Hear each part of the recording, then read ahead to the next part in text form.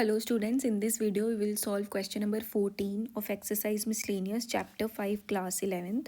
So here we are given that the IQ of the person is given by this formula where MA is the mental age and CA is the chronological age. If IQ is less than or less than or equal to 140, greater than or equal to 80 for a group of 12-year-old children, find the age of their mental age. तो chronological age हमें दे दी गई है. Chronological age is 12 years as per the question. ठीक है. और IQ range हमें क्या गिवन है फॉर दिस 12-ईयर चिल्ड्रन इज़ 80 से लेके 140 तक. अब IQ का फॉर्मूला भी हमें गिवन है.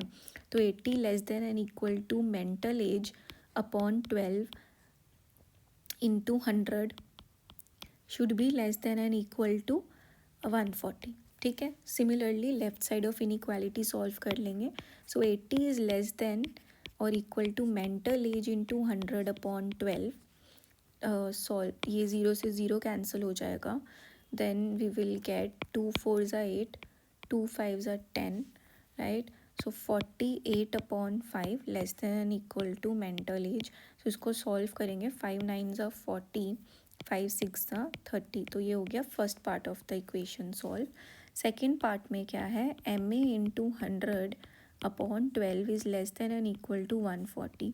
तो ये अगेन 0 से 0 कैंसिल हो जाएगा. This will be 7, this will be 5. So MA will be 94, नहीं 84 upon 5 less than and equal to. So MA is less than and equal to 16.8, 16.8. So the mental age का range क्या होगा उनका, mental age will be less than 16.8 years and greater than and equal to 9.6 years. So this is the range, mental age range of 12-year-old children जिनका IQ इस range में है. ठीक है.